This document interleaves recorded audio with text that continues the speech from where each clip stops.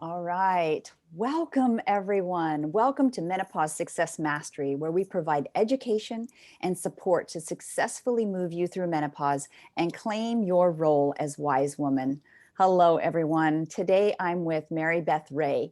She's a certified yoga teacher, holistic nutrition consultant, and functional medicine national board certified health and wellness coach. She helps women understand their bones, nourish their bones, and build stronger bones so that they can enjoy a long life of mobility and independence. Wow. Welcome, Mary Beth. I'm so excited to be with you here today. I'm very happy to be here. Yeah, we're going to just jump right in. I would like you to take us through the journey of a woman entering menopause and finding out that she has bone loss, because sometimes this can be a very shocking experience for us women. Yeah, absolutely. And I just want to start by stating something that probably everyone in your group already knows. In fact, they do know that every woman is going to go through menopause at some point in their life, right? So as we all know, menopause is when we stop ovulating and menstruating. In other words, it's the end of our childbearing years. It's either surgical or natural, and it happens around early 50s, of course. And I bring this up because this is really the reason that the body reacts in all its wisdom in the way it does pertaining to the bones. So when we're in our childbearing years, it makes sense that the body is naturally replenishing the skeleton system, and it's like rigorously replenishing the skeletal system, and it's consistently doing it because if we were to become pregnant, we would need the support of a sturdy skeleton for our mobility and safety while carrying the child, right? But when these years pass, the prioritization of the body shifts and less attention is put on bone remodeling. So the remodeling is the word used to describe the breaking down of old bone cells and the building up of new bone cells. It's a metabolic process. It's very much akin to like skin cells sloughing over. You just want to, bone is living dynamic tissue, just like our skin, just like every cell in our body is constantly turning over. And estrogen plays a really key role in regulating that process of our bone metabolism or remodeling. So when the sex hormones decline during perimenopause and menopause, the balance between that breaking down and building bone shifts. And that's when the density of our bone starts to decline. And I wanted to share a couple of slides just so that there's a sort of a picture of what's going on here. So I'm going to share, let me see. Oh, let's see. Yeah, sharing. Okay, we have to figure this out. Here we go. Let me know. Can you see them? Yes. Awesome. Perfect. So this is a really simple conceptual image of a complex biological process, the bone remodeling system. So we have the osteoclast, the purple side, which is breaking down old, worn out bone cells and releasing the minerals back into the bloodstream. That's called resorption. It's resorbing back into the body. And this makes way for the osteoblasts, the building parts, to build new bones. And so now this happens in a certain balance, a certain ratio is what I want to say. A certain ratio happens as we're growing. So this life cycle changes over our lifespan. So in our early years, as we're growing from baby to puberty, the blasts, those building bones, are building cells, are building bone faster than the breaking down. So it's in particular, we're getting longer and larger till we reach that frame that our adult frame will reach. It depends on genetics and a bunch of other factors. And then at puberty, the bones start to fill out like we do in a lot of areas after puberty, right? So again, the blasts are outpacing the class, but more in the density of the bones themselves. Until we reach our peak bone mass, they say it's around our late 20s and early 30s. So you see sort of the apex of this, the red is the women. The apex is around 20 to 30. That's our peak bone mass. And that's the maximum amount of bone that our body will have in our whole lifetime. And presumably, we're also optimizing our bone quality, which is more about the interior architecture of the bone, the scaffolding of that mineral, of the crystals and the collagen matrix, which provides the resistance against fractures. It's not just about the mass, but also about the quality as well. And because bones need to be both strong and flexible. We often think they're kind of rigid, but they're really kind of flexible, and the minerals that are like calcium are providing the strength, and the collagen provides the flexibility.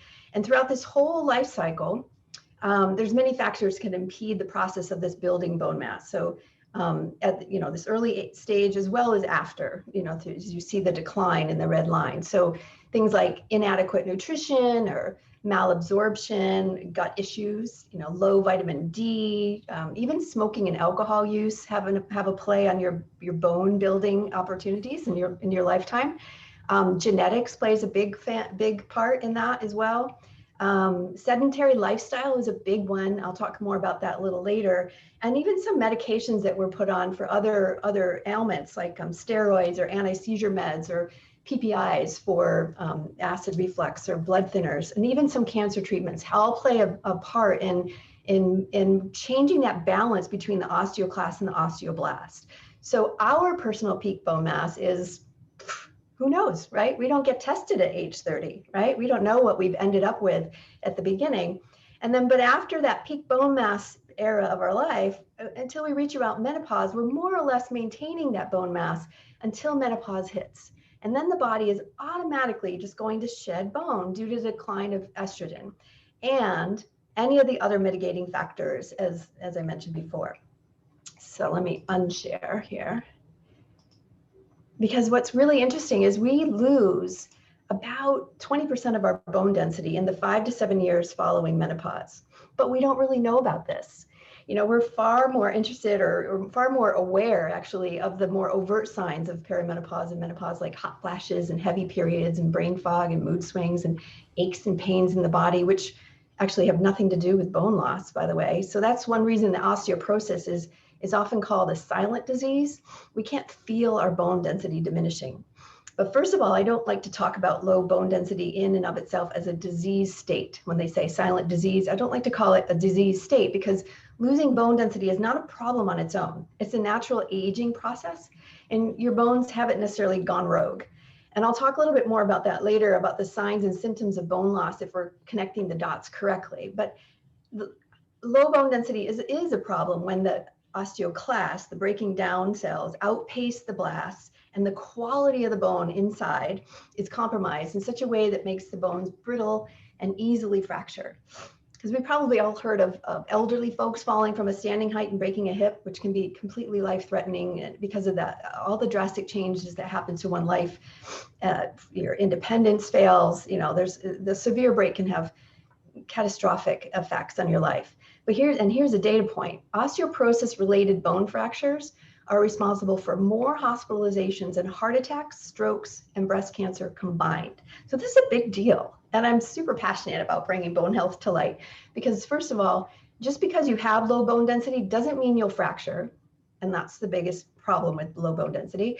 And also, you don't need to be elderly to have something like this happen if you do have weakened bones.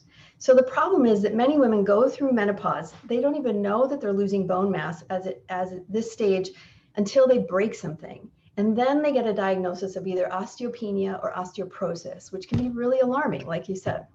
Yes. I noticed your chart did show both osteopenia and osteoporosis. Can you tell us what the difference between those two are and maybe how we can do some testing?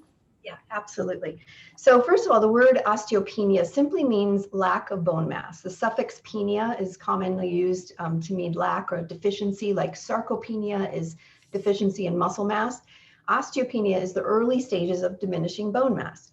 The word osteoporosis, the porosis means porous bone, and it's defined by, I'm going to share this definition. Let me read this directly because it's a biomechanical standpoint. It's really important to understand. It's a systemic skeletal disease, again, they call it a disease, characterized by low bone mass and microarchitectural deterioration of bone tissue with a consequent increase in bone fragility and susceptibility to fracture. So I bring that up, that definition, because it includes two concepts, bone mass and the microarchitecture inside the bone, leading to fragility and fracture. But the official parameters, when you go to the doctors and when they decide to diagnose you with osteoporosis, this definition was only created about 39 years ago. In 1992, there was a meeting of the World Health Organization. Osteoporosis experts from all over the world gathered, and they tried to come up with a way to diagnose and measure osteoporosis before someone fractured. They were, it's all good-hearted intention to try to find out how we can help these women and men. It happens to men too. before they actually fracture a bone. So at that time in the early 90s, bone scanners had been developed, the densitometers, you might have heard DEXA scans, right? So they decided rather subjectively, as reported by many of the people who were in that meeting, that osteoporosis would be a measurement on that DEXA scan of minus 2.5 standard deviations or beyond from a normal peak bone mass as measured from a database of 30-year-olds at the same gender and race. Now, it's important to note that this is not your peak bone mass. You're measured against 30-year-olds that the data, the manufacturers have collected as data that compares your bones with a similar population, because so they at least compare you to the same gender and the same race, because there's discernible differences between genders and race as far as bone mass goes. And it's also important to note that the DEXA measures mass, not that quality, not that microarchitecture, the interior piece, unless the machine is fitted with a particular software. It's called TBS, trabecular bone scar. So I'll show you it in a minute. I'll share another slide. It's unfortunately is really uncommon to get the TBS score on your DEXA scan. So while experts were there at the meeting in Rome, they also decided, sort of off the cuff, that they would use the term osteopenia, just meaning the lower bone density, to describe anyone that was nearing that range of minus 2.5. So it would be -1 to minus 2.5 standard deviations from that, quote, a normal peak bone mass. So osteopenia was never meant to be a diagnosis. It's not like an issue.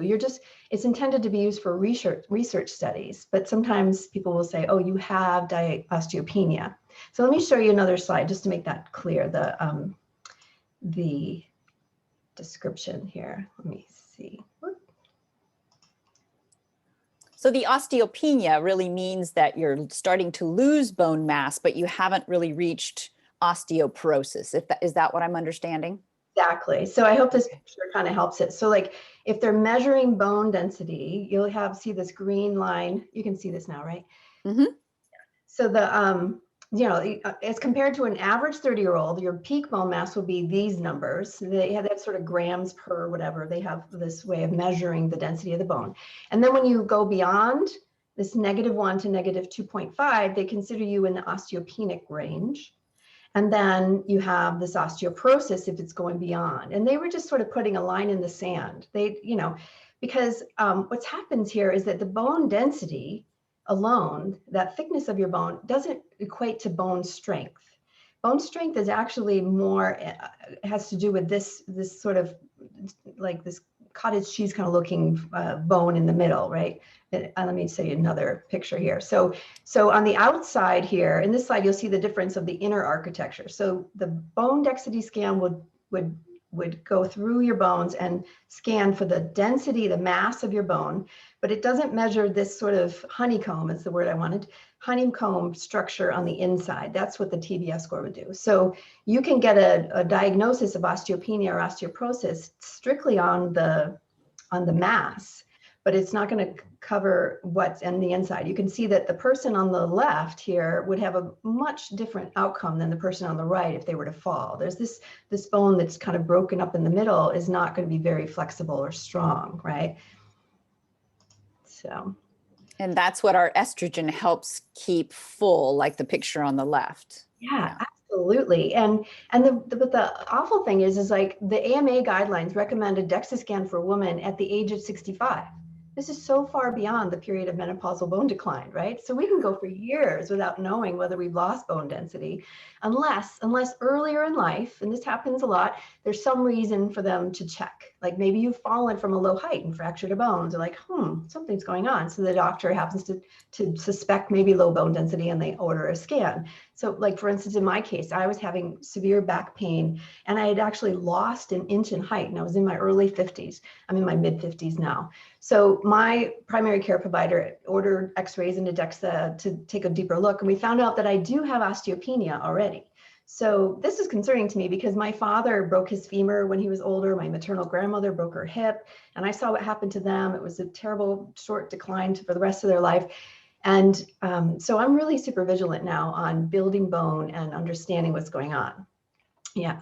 So, but here's the thing also, it's just so you're all empowered to understand that very often, as soon as you fall within the zone of osteopenia or osteoporosis from a DEXA scan, which again is just measuring the mass, the doctor will automatically prescribe a bone drug. That's their sort of default response. And if you've had a fracture or you're far into the osteoporosis level of measurement, and a bone drug might really be the right course of action to stop that imbalance of the osteoclasts and osteoblasts, right? So that might be the right course of action. But most of us are barely beyond the normal. So if your doctor doesn't know already, you really must ask for more tests to figure out if there's a secondary cause other than just getting older, going through menopause. There might be some other cause to the bone loss, and that's what they need to treat rather than this sort of symptom of low bone density, right? So like the mitigating, you need to look into those mitigating factors, the risk factors I mentioned before, like the nutrition, the gut health, and there could be even some issue with your parathyroid, which causes a hormonal imbalance. Rather than just jump right on the drug train or even the supplement train, right? Get to the root cause and remedy the main problem before you react to what might simply be that symptom of bone remodeling imbalances in the body. Yes, just balancing your body's pH is so important. We talk about the proton pump inhibitors, the acid reflux drugs, and so that affects bone health, and a lot of people just don't really realize that. Absolutely.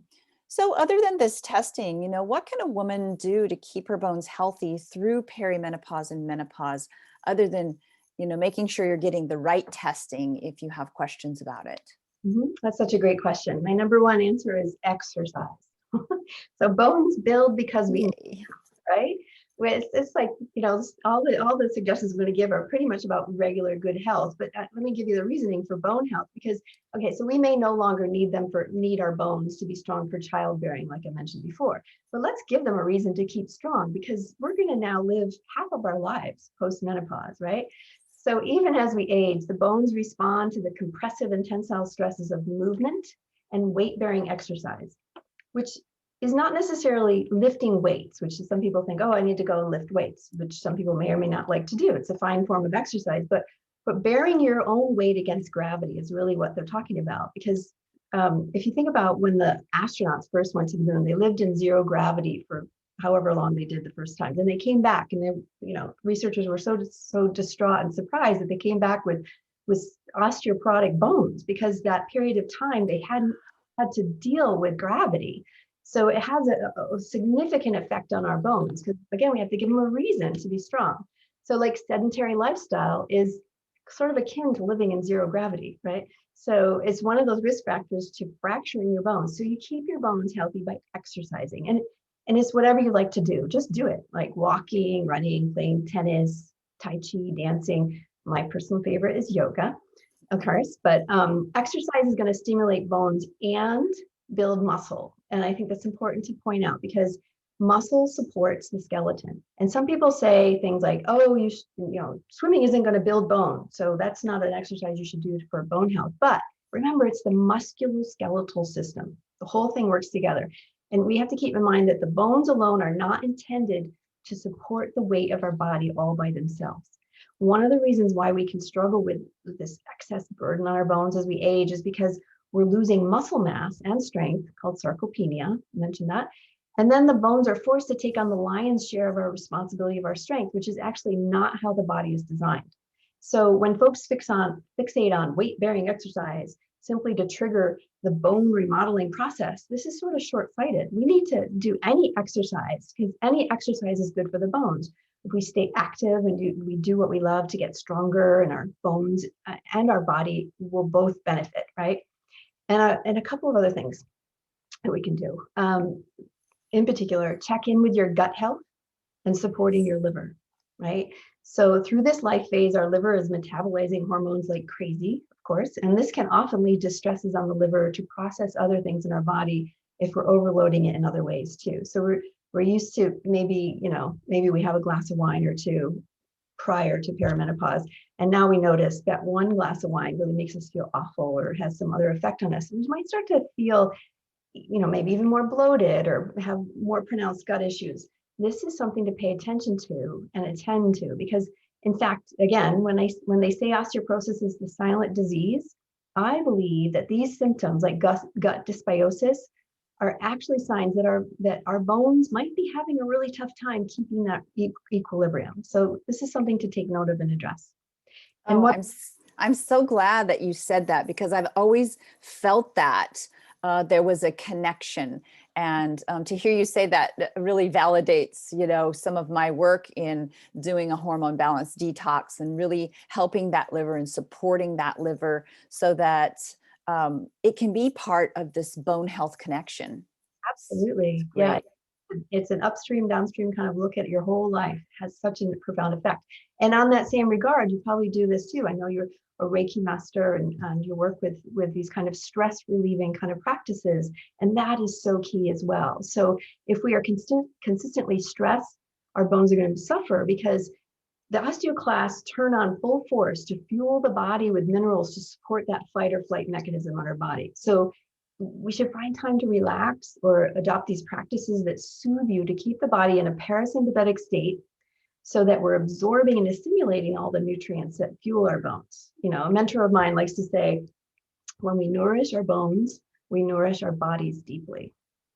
Yes, yes. Our internal scaffolding for the eternal city, I like to refer to it as. Yes.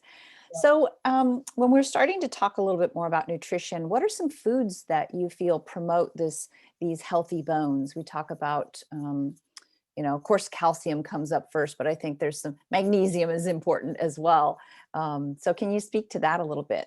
Yeah, absolutely. They're all kind of related. So yeah, the key foods are mineral dense foods. And of course, we often think of eating calcium rich foods. And yes, those are absolutely necessary. And if you can tolerate dairy, I always suggest fermented whole milk organic dairy, in particular, like yogurt or kefir, to support the gut again. It's so important. Mhm. Forget. And if you can't tolerate dairy, there are plenty of other non-dairy foods that also contain calcium, like green leafy vegetables or almonds, or like even like sardines with the bones in them, Mhm. or things like that. I think the simple way of thinking of it, because there's so many, it's not just about the calcium, but the calcium has a whole array of cofactors that it needs in order to actually make its way into our bones, that you just eat from the rainbow. You eat a variety of colorful foods, provide the variety of nutrients that support all the nutrients we need to absorb and assimilate for bone health. Because bone health is not just calcium. Calcium needs this whole host of fat soluble vitamins, another key thing. So thinking about, all right, not only just vegetables, but thinking of fat soluble vitamins like vitamin A, D, and K2.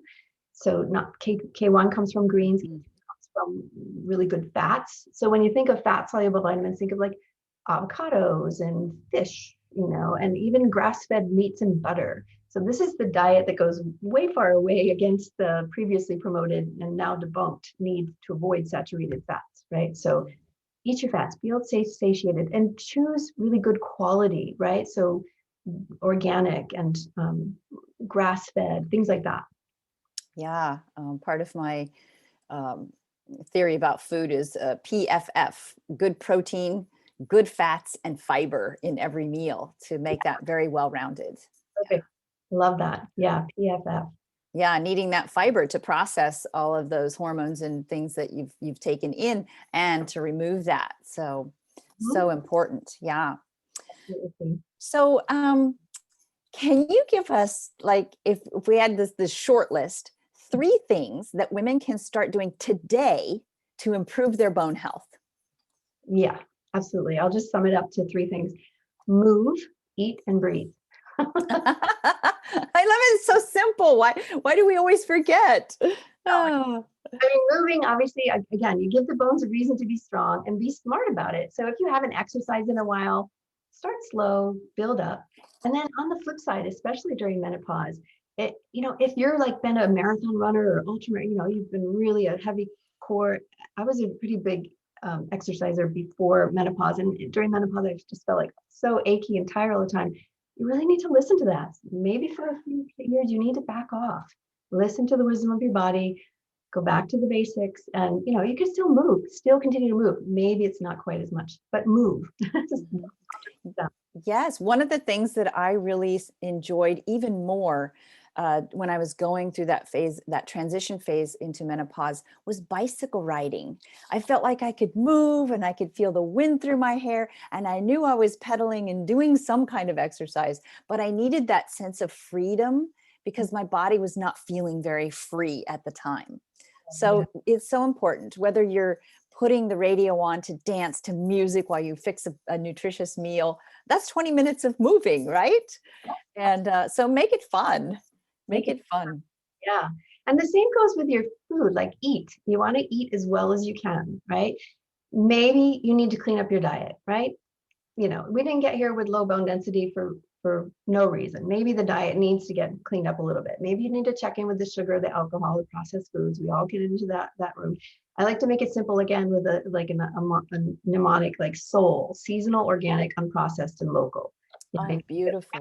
the soul and just kind of eat in that realm. Yeah. So maybe just eat as well as you can, right? That's beautiful. Beautiful. Say that again. Soul. Seasonal, organic, Uh-huh. unprocessed, and local. Organic, unprocessed, Yeah. and local. Oh, I love it. I didn't make that up though. I got that from Bowman College where I got my certificate. And Oh, that is just so beautiful, though. So beautiful. And it feels, just to put it in that sense, feels like you're really nourishing yourself from the inside out when so you put it that way. yeah, Great. yeah. So on your number 3, you said breathe. I know you have something, a free guide in one of your offers that'll be posted after this, but talk to us a little bit about how breathing goes into this. Well, again, it goes back to that finding a moment of calm in each day, right? Taking a deep breath, like breathe, like just remember, don't panic, breathe. And yeah, my little booklet that I made is 16 pages long, but the mnemonic refers to things like be calm, don't panic, especially if you've gotten that diagnosis of that. And then Mm. reset, rebalance. I'm going to look at my notes because I don't remember the exact reset, rebalance, and refine your nutritional intake, which we were just talking about, the R. The E is ensure optimal absorption by attending to gut health, because no matter what you're eating, if you're stressed and your gut is not assimilating it, it's not going to really help, right? And then there's things that you may have to do to assess and address your fracture risk, right? And then the T is important. It's take charge, right? Mm. So create your own care team. Your care team could be, finding women to go for a walk with or a bike ride with. Like that could be your care team, right? Part of your care team. It's got to be a sort of holistic view of what's going on with your body and your health. Which goes to H, honor yourself, like reduce that anxiety and stress. And E is energize your bones through exercise, right? But mostly breathing. Like I'm a yogi, and the biggest value of any kind of yoga practice is breathing. Pranayama is you could just be breathing. You don't have to be flexible or strong or anything to do yoga. As long as you're breathing and you're focusing on that, the body is going to have profound healthful effects, right? Yes, keeping that rhythm with our life through the breath is so important. Yeah. Mm. You have shared so many juicy things with us today, Mary Beth. I am so excited. And I think these are really important, interconnected pieces for all of us women to know, to share, to be empowered with together. So I so appreciate this time with you today. I know you've got a couple of offers. You've got the Breathe, the 7 tools for stronger bones that we've been talking about. And then people can get a hold of you at the number 3, greencircles.com. That's right. And then you have you have a Facebook group called Vital Bones, where you talk about yoga and nutrition. So Mhm. some great resources for all of our women out there. Absolutely. Thank you so much for being here today to empower us, to educate us, and keep us on our menopause success mastery journey. Thank you for having me. I really enjoyed the opportunity to share all about bone health with your group. Great. I'm sure we'll be connecting again. Absolutely. Thank you so much. All right. Bye-bye.